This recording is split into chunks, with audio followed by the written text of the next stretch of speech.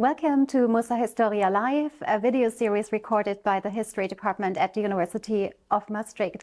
My name is Monika Barget. I'm assistant professor in the History Department, and today I'm here with my colleague Pablo del Hierro, who has recently published a book that we would like to showcase in this short video. Pablo, would you like to introduce yourself and tell us about your expertise? Well, my name is Pablo del Hierro.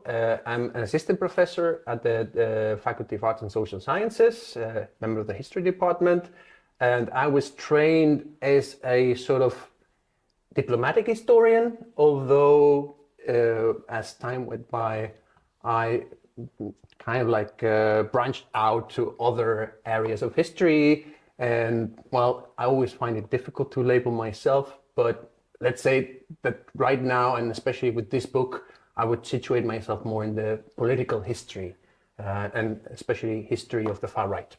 Mm-hmm.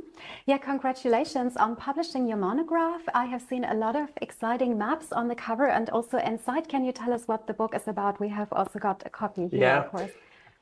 Well, so the book is a history of far-right networks, transnational far-right networks, established in the city of Madrid between 1939 and 1982.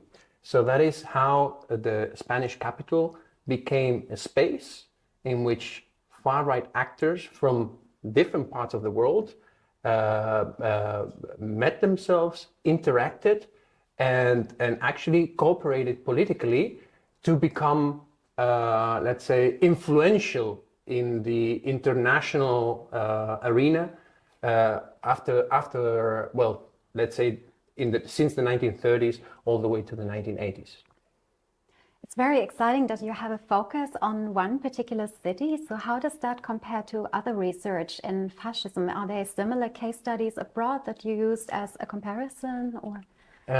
Well, there are not that many studies that actually within the sphere of the far right take the urban space into consideration. I think there are lots of studies of urban history, but concerning other let's say other topics.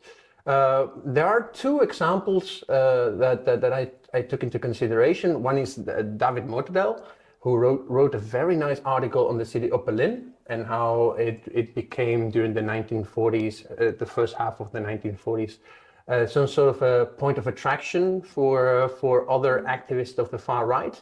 And there's also not a very good book, but an interesting book in a way, like about the city of Lisbon.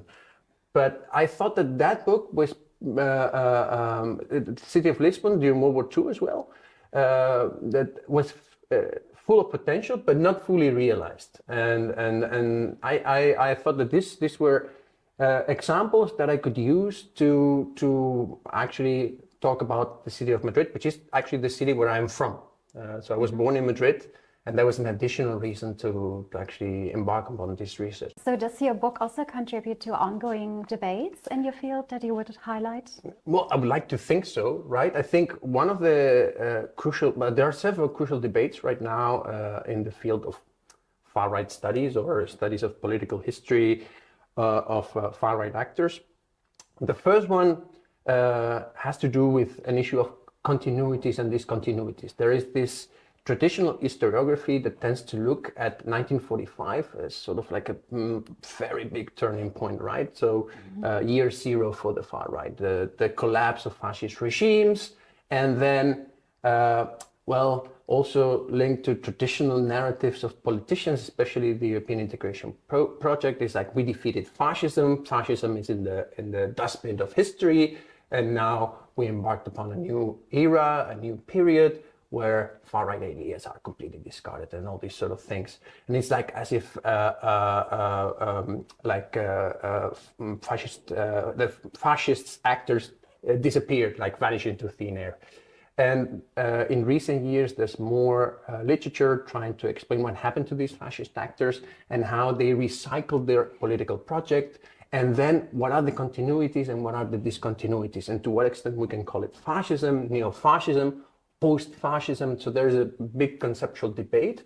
And I think this book partly contributes to that by just zooming in into the city of Madrid. So how these debates took place there, and what were the main takeaways, and how did the actors actually reflect on this process of recycling their political project. And then there's and also an ongoing debate about how the far right became relevant again. And of course, there was a period, 1940s, 1950s, in which they were largely irrelevant. But then in the 1970s, and this is what's interesting, you look at the sources, and there, for instance, in European institutions, but also at the UN, also NGOs, they're starting to think there's a resurface of fascist ideas, racism, xenophobia. How is this possible, right? And I think my book also helps better understanding how far-right actors actually did not disappear. They organized themselves. They rallied their troops. Let's sort of say it like that, and got ready for a better moment.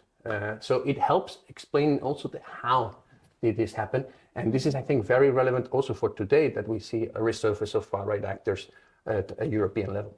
So did you find anything in your archival research that surprised you and that maybe changed your previous perspective on fascism? Well, there are several things that really caught my attention.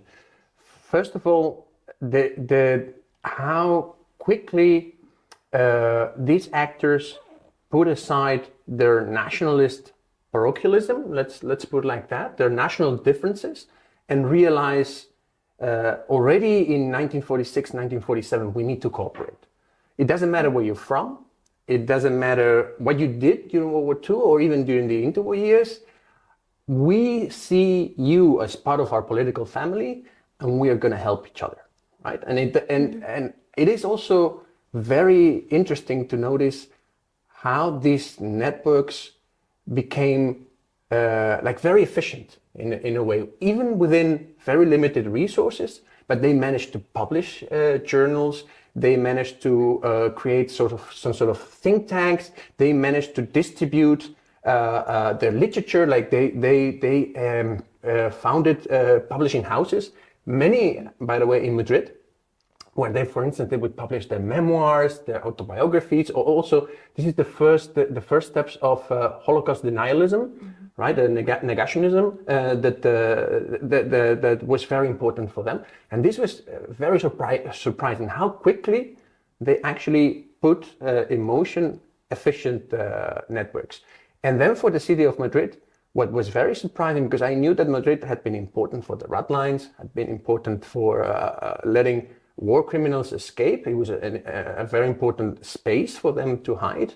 But what I didn't know is that Madrid remained so important for so many years later on, right? So it was very interesting to see how Madrid was actually the city where the Organización de l'Armée Secrète was founded. And this is the OAS was one of the main actors of the far right in the 1960s and the 1970s. Will actually set an example for future far-right activists.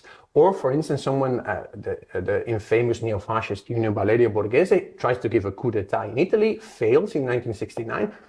Where does he go to escape? He goes to Madrid.